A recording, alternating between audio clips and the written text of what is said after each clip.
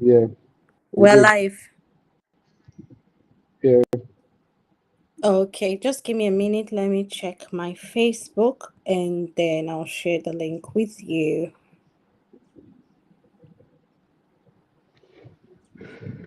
Mm.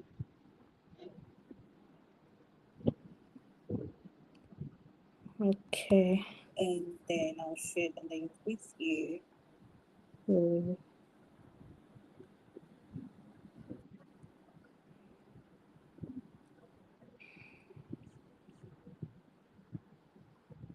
and then I'll share the link with you. How did they even share link for Facebook, Save?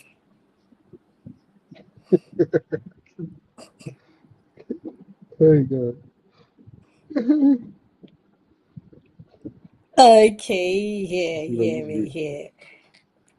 Okay, so yeah, I've shared the link right now.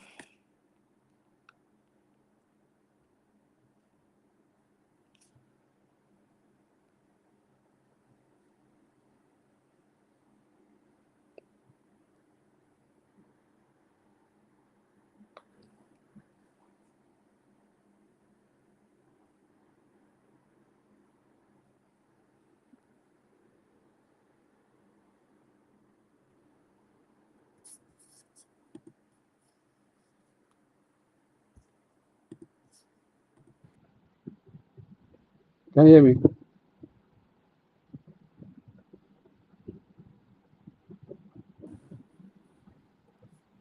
Hello, can you hear me now? Yes, I can. Sorry, my Airtel was misbehaving. So, Okay, that's have you fine. shared the link with me? Yes, Have I you sent the have. link? Yes, I have.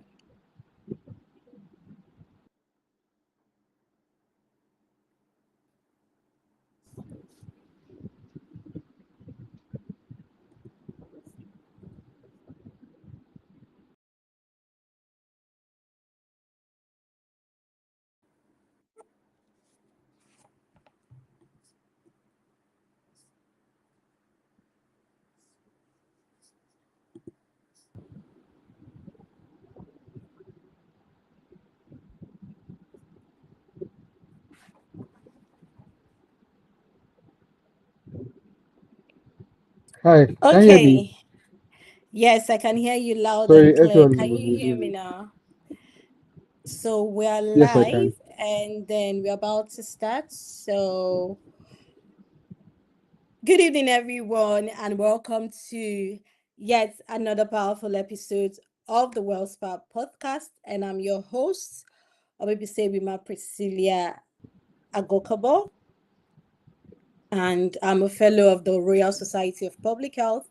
And I'm so glad you could join us today, the 20th of July, at this special time of reflection and, inspiration. And today's episode has been titled When Life Doesn't Go as Planned and Finding Purpose in Detail. So we are streaming live on Facebook at Priscilla Agokabo and YouTube at Prosecute. And of course, you can also visit our website on www.wellspa.com.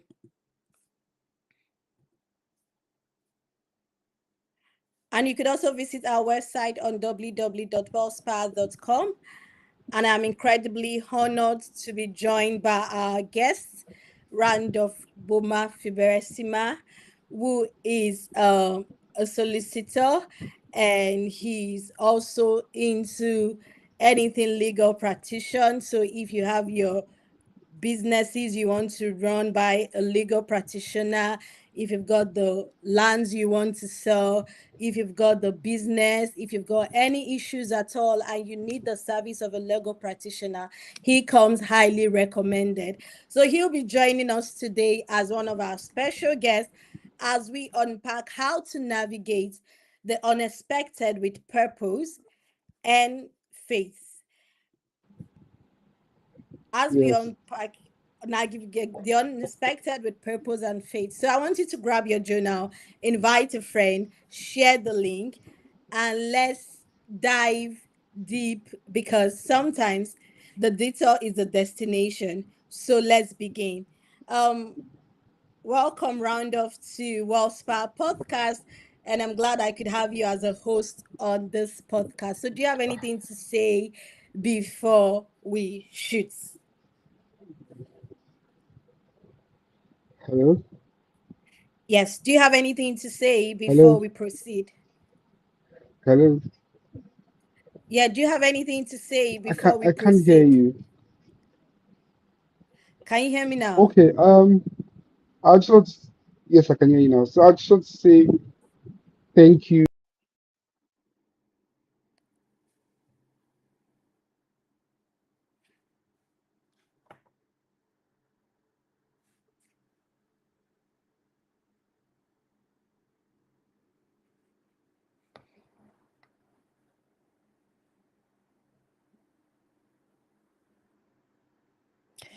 So, whilst we wait for our guests, so let's proceed.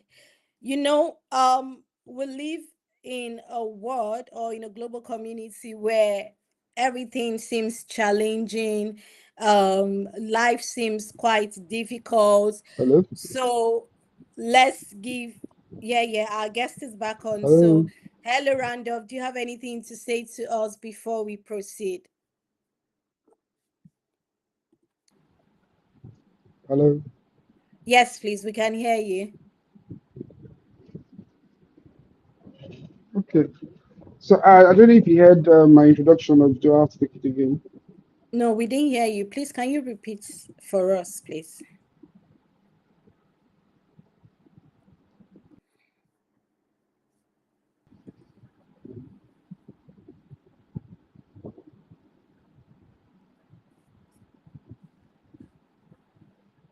Oh, Okay, so we didn't really get the introduction. So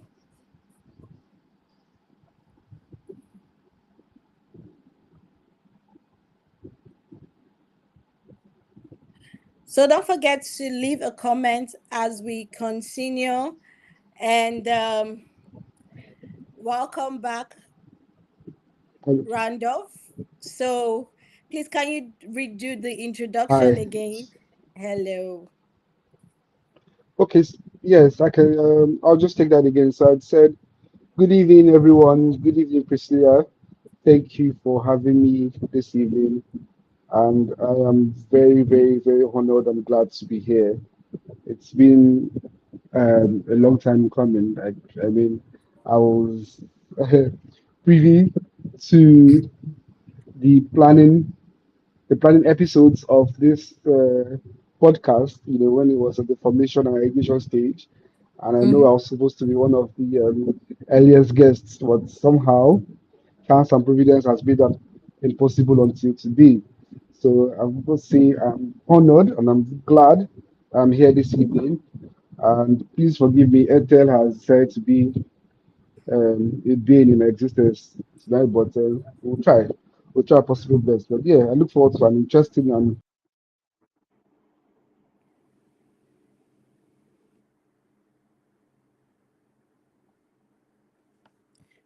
Okay.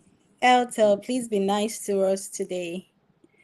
Okay, so let's I'm start. telling you, So you know,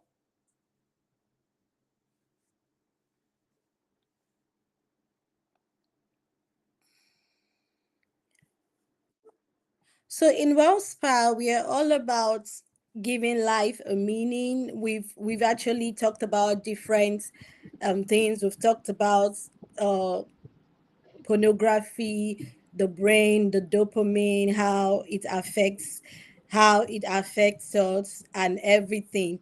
And we've also talked about menopause. We've talked about a lot of things.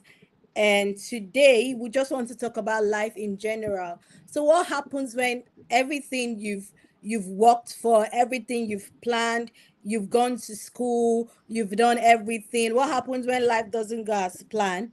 Um, but man, you would agree with me that when growing up, you've told yourself, we've all told ourselves that, oh, I'm going to be a lawyer today. Then after that, I would I would probably go to law school, and after law school, I'll get a very good job. And then once I get the job, I'll become a big man. I'll build my own house. I'll buy my first car. And then I'll probably get married if I want to get married. And then start having children, and the circle continues. And then we'll begin to realize that as life passes us by, it's not really what we plan that really comes to being. I don't know if you agree with me on that too. It's not really what you have in mind that you've planned Yes, everything of and course. then yeah, and then it happens. So sometimes we ask ourselves, what was that thing that you've hoped for that didn't happen? So, like growing up, I wanted to be a sniper. So I wanted to like shoot guns, no, attend the military and everything. But knowing my parents, you can't be a sniper in their house. So that was one thing I wanted to do that I deeply hoped for. And then the second thing I actually wanted to be was a psychologist. So that didn't work out as well. So, what's that one thing that you think people have really hoped for in this generation that is not happening as planned, like the loss of a loved one, you've lost somebody, and you're like, oh, sometimes it just happens, and you're like, oh, I wish this person was here. This thing will not happen the way it's happening. And then you've already planned that thing in your head that, oh, when I get to this certain stage, I'm going to buy this for this person, that for this person, and then it's not happening. So do you want to, give us an insight of the last time you deeply hoped for something and it did not happen, and how did that change, your direction or mindsets? Okay, so I would give my own um yeah, I was introduced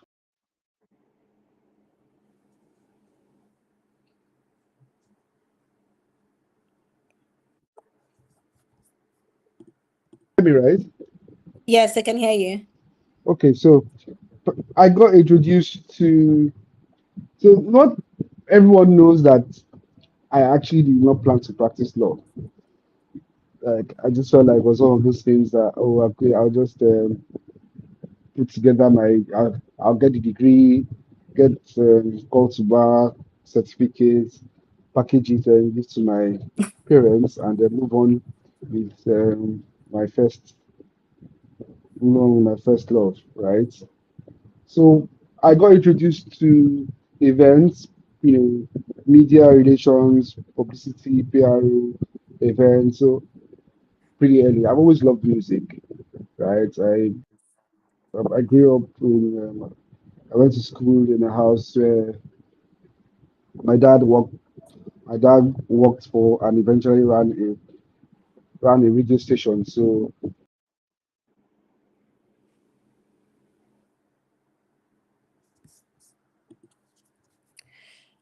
Okay, whilst we wait for our guests, so the question is, when was the last time something you did hope for didn't happen, and how did that change your direction or mindsets? I want you to, you know, um, our podcast is not just a podcast where you listen to jokes, um, we talk about real life situations, real life experiences. We talk about things that people have gone through, are going through, and need help with it. So there are some situations you must have deeply hoped for. Let's say you applied for that job, or let's say you wish your dad and mom were alive to see you, become who you are today. And at the end of the day, you realize that this didn't really go as planned, or I expected more, but this really didn't happen. So I want you to comment, ask your questions, tell us your experience. When was the last time something you really hello. did? When was the Yeah, I can hear you. Welcome back. Okay, sorry about that again. So yeah, I'm just going to not give you guys the full story. I'll just abridge it. But long story short, I finished uni building an entertainment company. I was from my final year with my friends. You know, we're already doing events in the UK. We have done events in Accra at that time, and because we're Patako boys, we were like, okay, Patako is going to do this. We're going to start our events. We're already planning on doing events in Port Harcourt. Mm-hmm. So fate would have it, as fate would have it,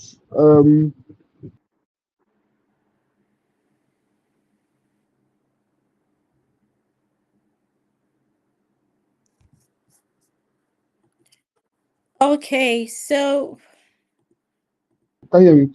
As fate would have it, yes, I our can hear you. flagship event coincided with a time when I had to be in law school, right?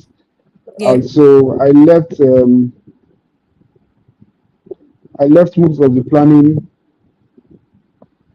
after I left most of the planning to my friends, and I was doing what I could from law school from Abuja and everything, but then which invariably meant that I could not be on ground the day of the event, and somehow the event that day the venue messed.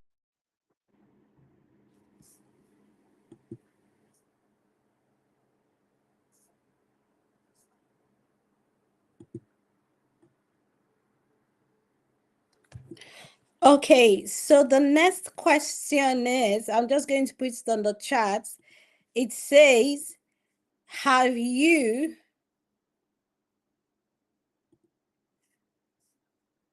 the next question is, have you ever been forced to start over in a job, relationship, or location? And what did you learn in the process? Now, with the way the everything is going, finding relationship, love, and everything. Sometimes you get your heart broken, sometimes you don't get your heart broken, sometimes you find friendship, sometimes you're hurt from the start to the beginning of the friendship.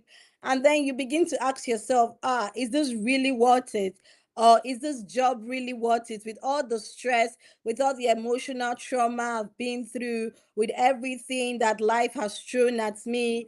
Is this really worth it? Then you ask yourself, okay, Hello? yes, please.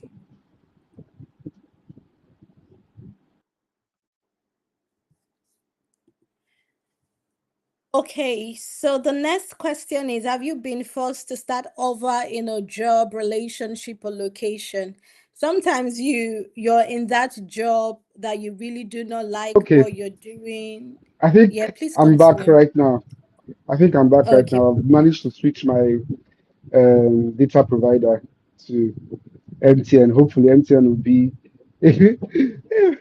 better for Please us. don't Okay, so disappoint us, else you get fired. so as I was saying, the day of the event, somehow the event just without going into a lot of detail as well, the event didn't hold all my money, all my planning, months of planning and everything, the entire build up of small events across different continents from the UK to Ghana to even in Port Harcourt at that point in time because we had done something was just went down the drain. And I imagine, I remember feeling very dejected. And I was sitting at my table and I was like, well, you know what? I'm already in law school.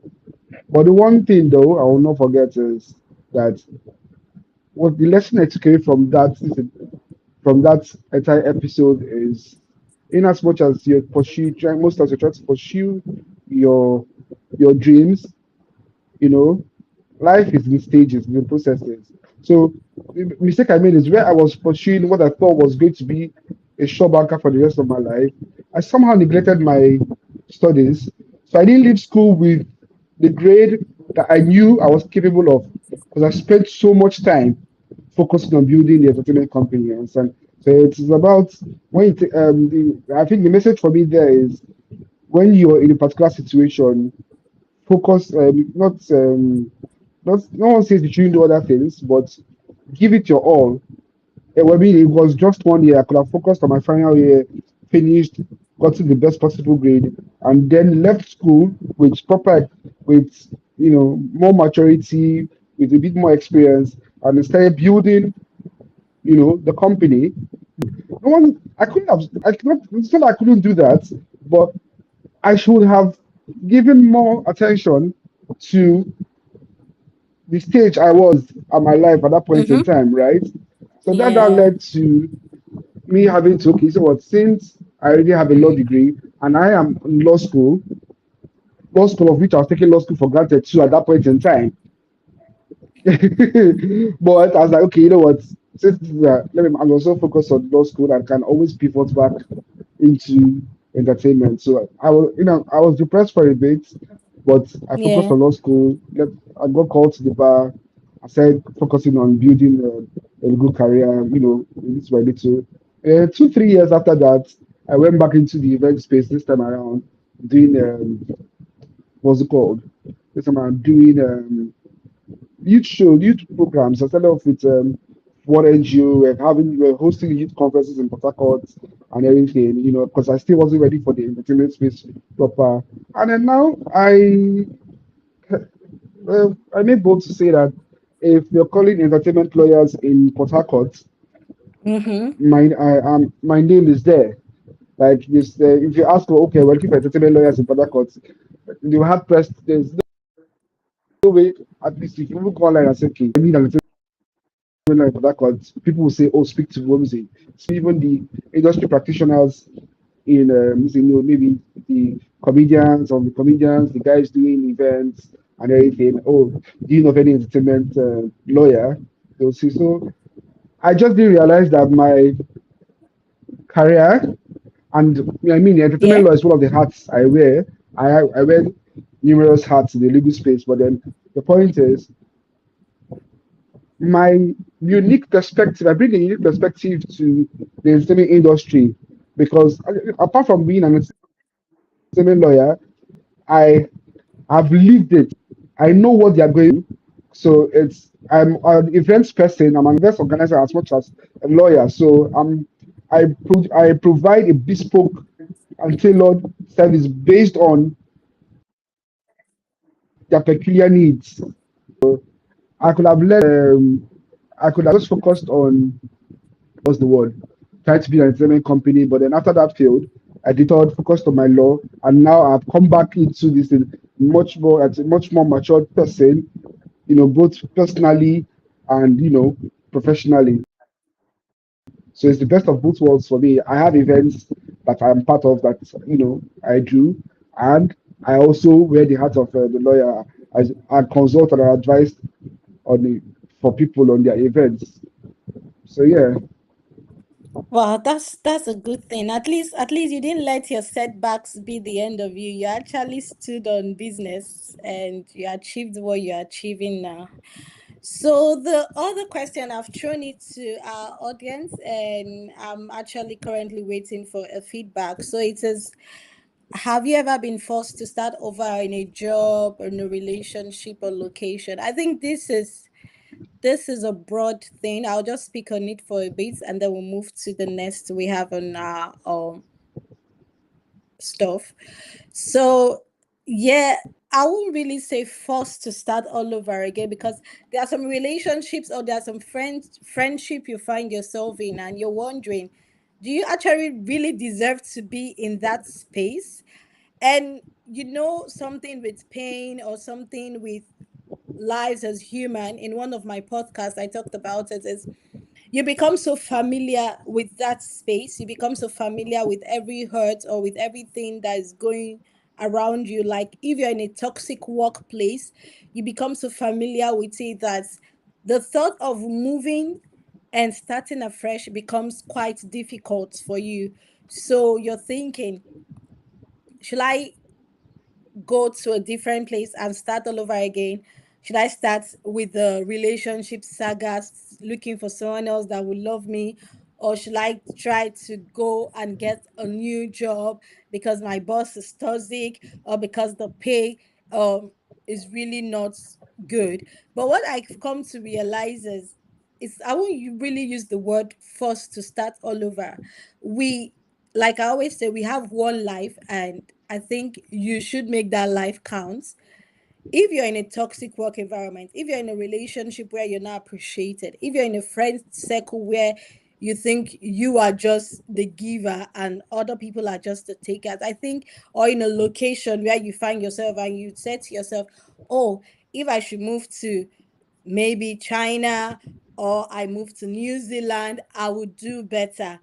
Why don't you take that bold step? Because the thing with humans is we try to limit ourselves, we try to find the disadvantage to everything and not think about the advantage on the other hand. So with that thought, or with that thought pattern, we tend to limit ourselves, we tend to stay in a toxic work environment because they pay you about maybe £2,000 or £3,000, and then every day, Monday Okay, to Sunday, you're complaining, you're having this, you're having that. So I don't know if you want to throw in something. I think yes, I think I have something to say that as a veteran.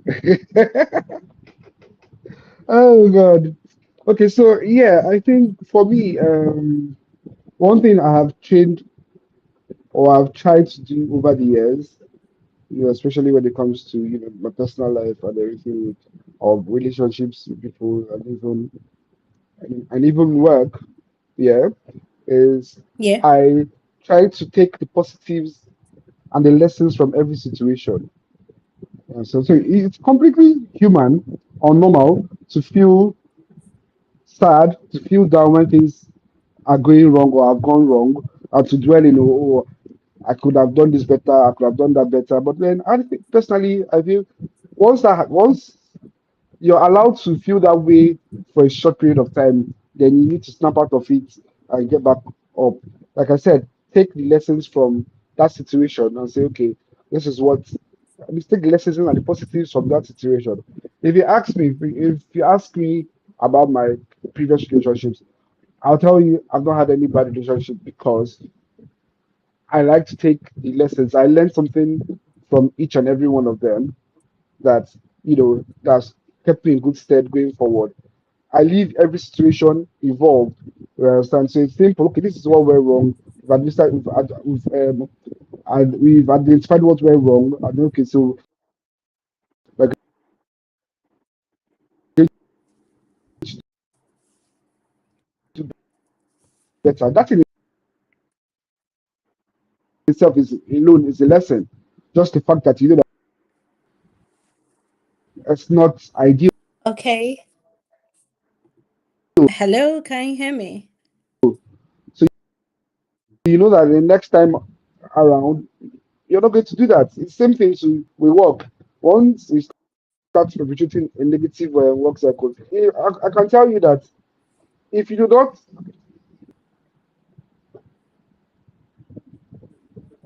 hello, Yes, please, I can hear you. So I lost you at the end.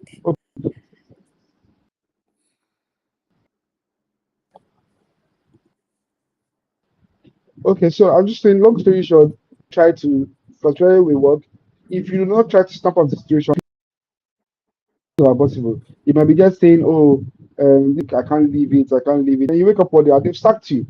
Meanwhile, you could have to plan your exit strategy, start looking for something. But Yeah. then again, then when you thought you had 6 months, you're waking up and finding out that, oh, you just have a month, and then you have to adjust. Life goes on, right? So it's still, yes, feeling down is okay, but try to take positive to every situation and ask yourself, okay, what can I do next? How can I be better? You understand? And then just move on because it's a moving train. Oh, life is a moving train. As I say, salvation is personal. You understand? Train is not going to stop for you. It's either Yeah, but at the you same jump on or you jump off. Mm. So at the same It time, don't you think it's the is fear of moving on, what it is. or is the fear of starting all over again? What if I fail? What if I don't fail? I personally think it's actually Are the you? fear of moving on. What if I leave the toxic Okay. job and I do not get another job? Or what if I leave the toxic job that is sponsoring me and I do not get another job that is sponsoring me?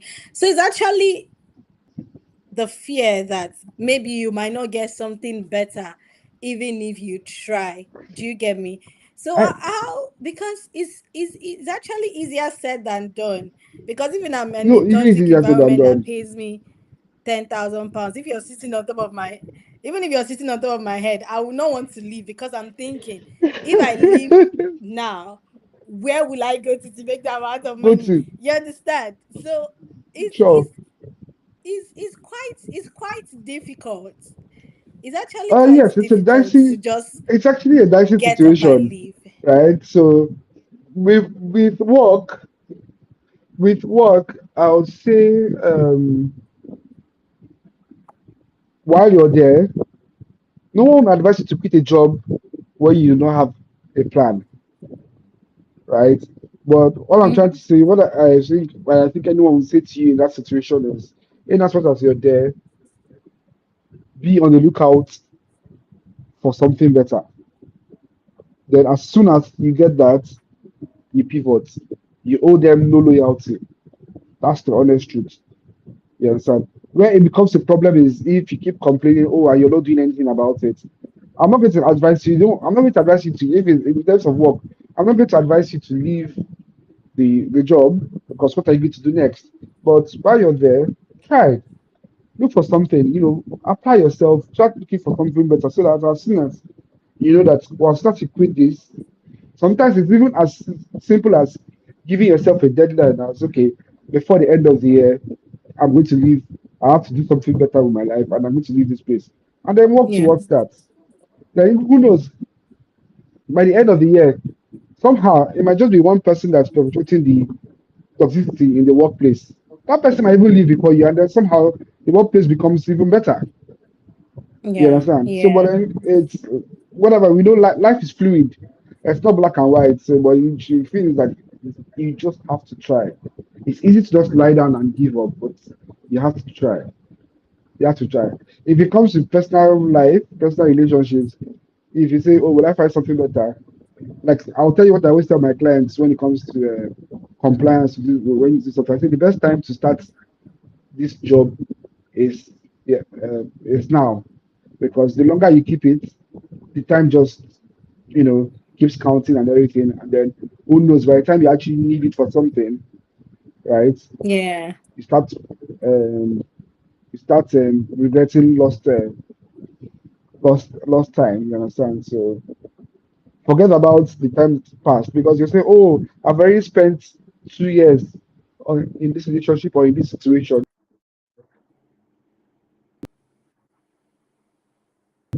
Mhm. Yeah. I get Then you. Yeah. if you still stay in it for another 3 months, that's 2 years and 3 months. Stay with for another year, that's 3 years. Stay with it for another 2 years, that's 4 years. Meanwhile, you could have quit in year 2 Yeah. I get what you're saying. That makes sense. That and makes done so a lot much with your sense. life for the next 2 years. Basically, you just have to make the bold step, take the bold step, take the courage, and then walk out. Because if you don't, life is not going to wait for you to just keep moving and moving and moving and moving and moving, basically. Okay, Hello. this question, I think this question is quite personal to me. So, is what do you do when all your effort still ends in disappointment, and how do you bounce back? So, I think I'm going to say this from the biblical point of view. Uh-huh. So, there are situations where you find yourself, so you've tried, and then your thoughts that um you have to exercise your faith, you have to believe in God, you've done all those things, you've prayed, you've fasted, you've given alms, you've done everything. It says that. So what do you do when all your efforts still ends in disappointment? I normally tell myself that what I use to console myself, I don't know what other people use to console themselves, is if it's not for me, it definitely won't end the way I presume it to end. So my go-to sentence or prayer or topic has always been, is actually should be God's will for my life, or it should be what he has destined for me to happen. Because I realize that in some situations, when I begin to force things to happen. I try to make all the efforts. I'm doing this, I'm doing that, I'm praying 5 times daily. And then it turns into a religious thing. So because you're doing it, you're expecting a miracle. Because you're doing it, all your emotions are high. And then you ask yourself, oh, okay, for instance, my cousin is ill, and then I had to, you have to seek hospital, you have to pay hospital bills, you've prayed at this prayer, you've done this, you've done that. And then at the end of the day, the person passes on. Now, it's quite difficult to bounce back from that emotionally. It's actually quite difficult to see that, oh, the person you once loved, oh, the effort you've put into taking care of this person, oh, the efforts you put into praying, oh, the efforts, this one has said, oh, this is going to happen. The doctors have encouraged you to say, oh, you're going to, this person is going to pull through. And then at the end of it, it really doesn't work out the way they've planned it. So you know, ask yourself, how do you bounce back from that emotionally? Because there are people that have lost their loved ones in the process. There are people that have seen their loved ones die in a stretch, father, mother, siblings, and they're the only survivor. So how do you go to them and say, oh, you can bounce back? It sounds as if you are now mocking them. It sounds as if, oh, you're saying that, okay, this person you can actually bounce back, or you're just doing it, you're not the first person. You know, people always say that there is this sentence that people, or comment that people make, which I actually find, for lack of a better word, disgusting though, is when things happen to somebody and then you tell the person, oh, you're not the first person it's happening to. I beg, just buckle up. I don't know if you've heard things like that before.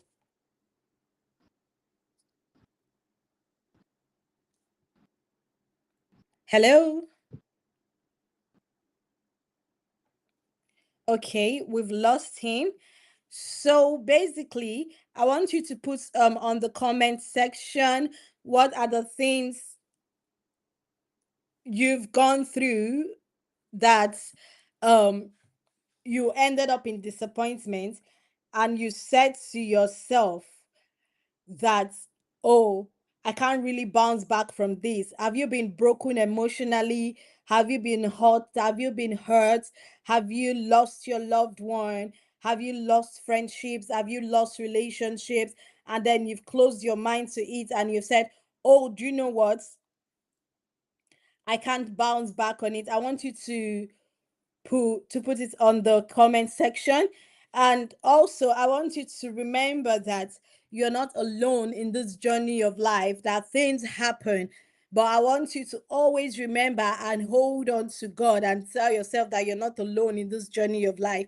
What you have to do is try to bounce back from that emotionally. Try to tell yourself you are strong, you are bold, you are courageous, and whatever you do in life, that God got your back. So, you know, there are situations where you experience sudden loss or unexpected events, or you begin to ask yourself what is really going on. I think some of this sudden loss or unexpected events actually reveals a new strength in us. It's sometimes it makes you realize that, you can actually do this thing, or it makes you realize that, oh, that okay, this is what is happening to me. So if I've experienced a sudden loss, or I've experienced a relationship disappointment, or I've been hurt by someone in church, it begins to relieve a new strength in you, because you begin to look for a way why, if you are a genuine person at heart, you begin to look for a way where you do not try to hurt another person in return. So it gives you um what's the word? It gives you an avenue to make corrections. It gives you an avenue to know that, okay, of a truth, we are all humans after all, and we have situations where we could actually make get into a place where we've lost things, and then we'll try to bounce back and everything. I'm so sorry, with the network from our guests has been misbehaving. So um I would just continue with this. So so our next question on the list before we lost our guest is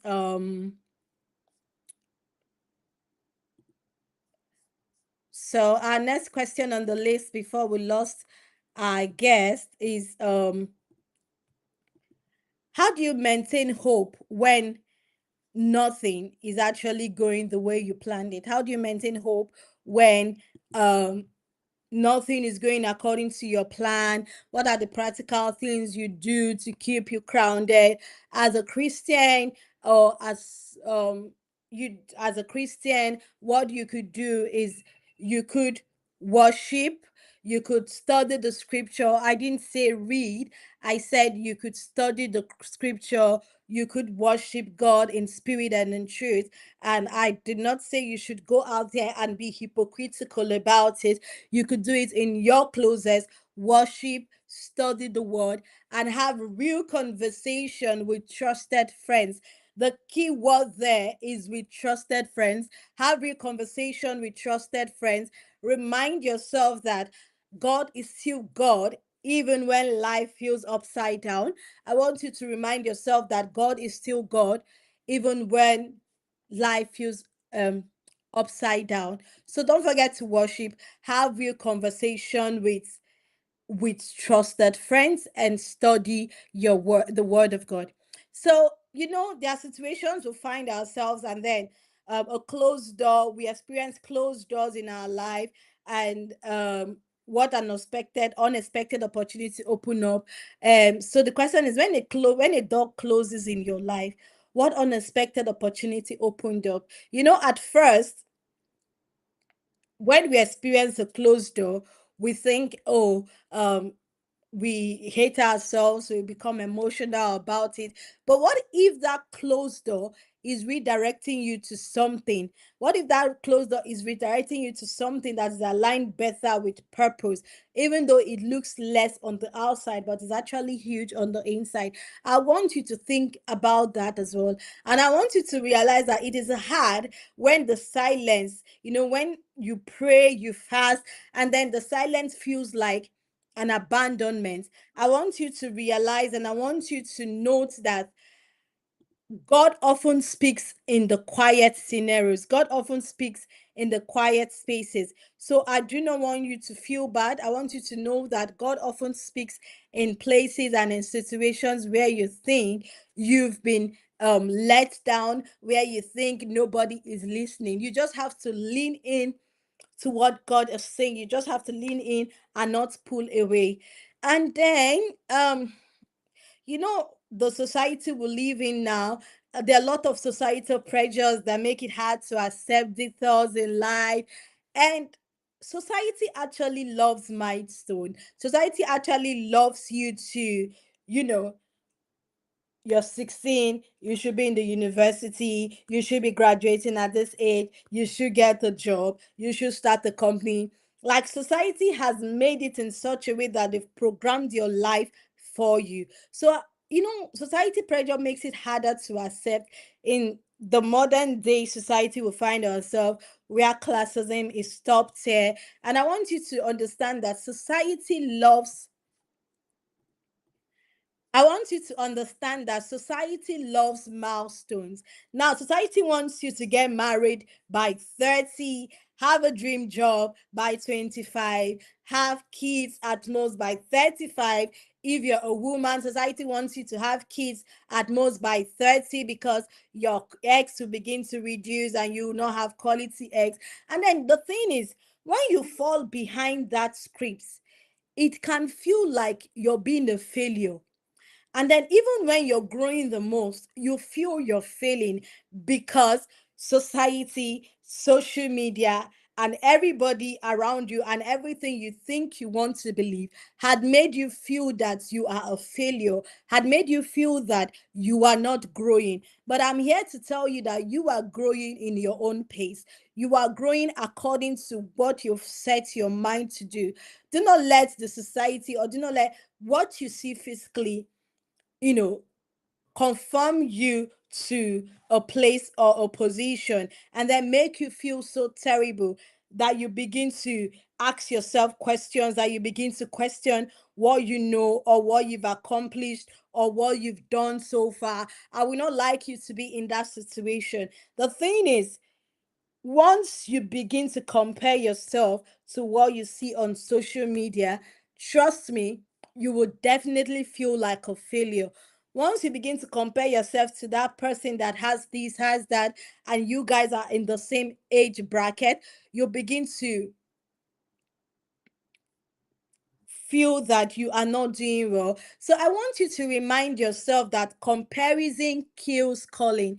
Now, no one's journey is the same. So the journey you see on social media, the journey of your friend, the journey of your sister, the journey of even your father and your mother is not your journey. So remember, when you want to compare yourself, I want you to always have this at the back of your mind, that comparison kills calling, and their journey is not your journey. Your journey is a different path.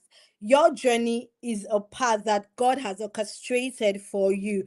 And if you focus on what is God is asking you to do, or if you focus on what you've been called to do, you will realize that you would grow at your own space, and you begin to shift your focus back on your journey. So when you begin to shift your focus back on your journey, you do realize that, indeed, I wouldn't have compared myself to this person. I wouldn't have compared myself to that person. But now look at me now. I'm in that journey.